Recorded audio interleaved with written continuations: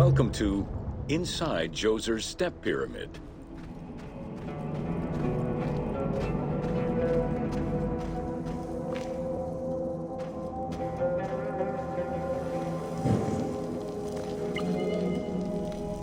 The architect of the Step Pyramid, Imhotep, was a man of great importance to Pharaoh Djoser and ancient Egyptians in general. The base of a statue of Djoser, discovered in 1926, celebrates Imhotep as a carpenter, sculptor, stonemaker, and chief of the seers. Little is known of Imhotep's day-to-day life. While he is credited for writing medical texts, it is for his role of architect that he is most famously known.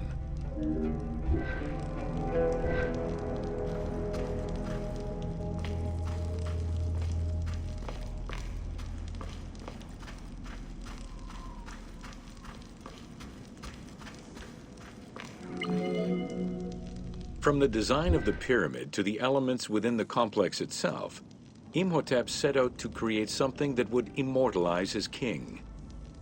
An architectural achievement, the Step Pyramid was made from stone blocks instead of mud brick.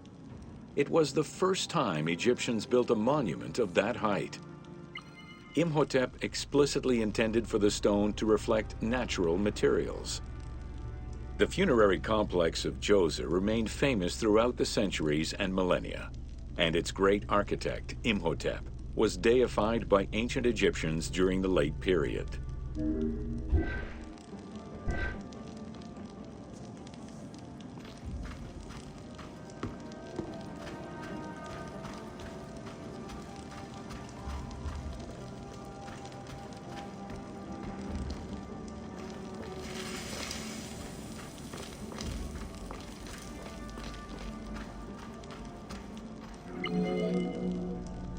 In addition to the central subterranean palace built for Djoser, 11 wells were dug.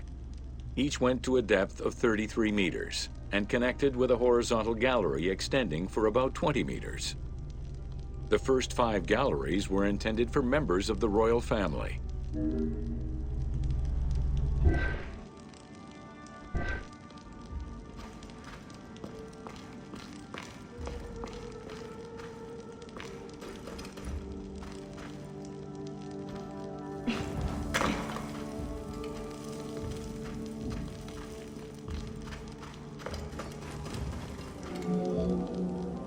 Two passages lead underground and branch off in 3 directions to various magazine galleries. This vast underground space accommodated sections for storage and ceremonial offerings. One of the tunnels, starting on the east side of the pyramid, contained 40,000 stone vessels, many of them belonging to the king's ancestors.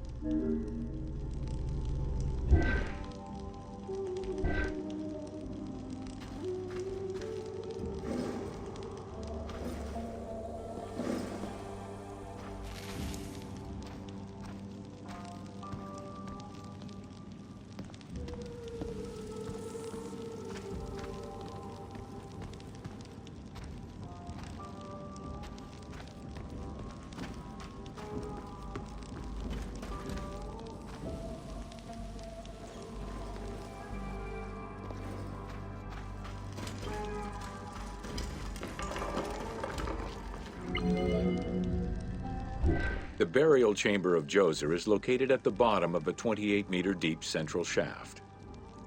According to Egyptologist Jean-Philippe Lauer, the chamber was originally made from polished blocks of limestone, while its ceiling was decorated in 5-pointed stars. At some point, however, the limestone blocks were replaced entirely by pink granite blocks, leaving behind only fragments of limestone blocks decorated with stars.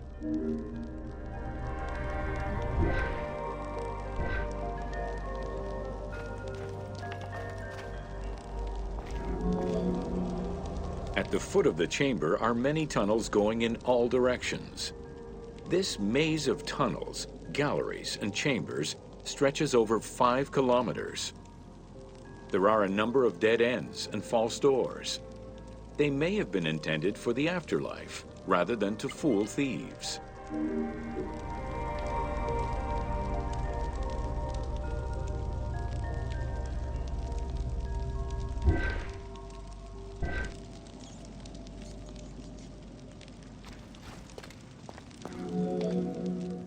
Unlike the Great Pyramid of Giza, or Menkaure, the Pyramid of Djoser does not have any extra openings dug out by thieves.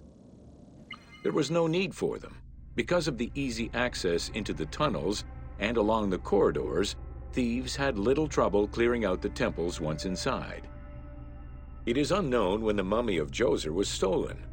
All that remained was a left foot, found by French Egyptologist Jean-Philippe Lauer in 1934. This architect, who devoted his whole life to meticulously exploring the complex, believed it belonged to Djoser.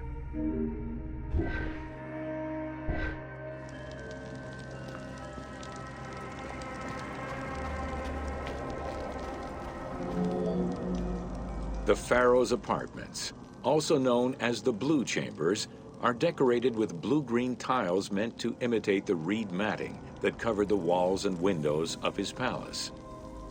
The stone is carefully curved and painted to look like the rolled mats of open doorways and curtains.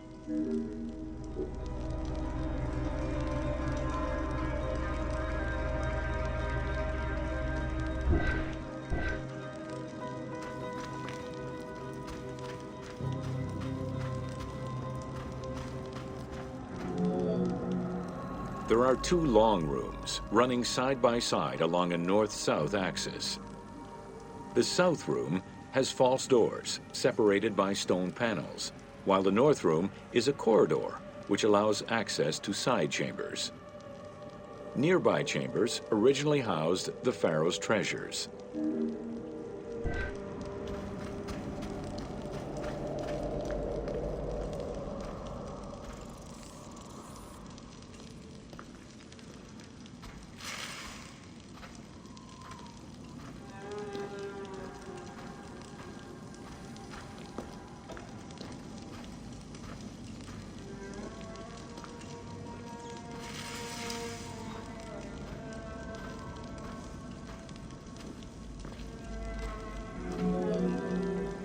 The door frames are made of fine limestone and carved with the king's name.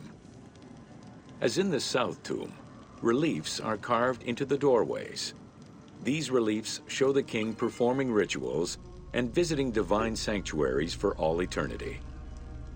Their interiors are fictive additions made by the team to add to the wonders of the tomb. It is clear from the elaborate detail and scale of the complex that this funerary monument was a technological marvel of its time.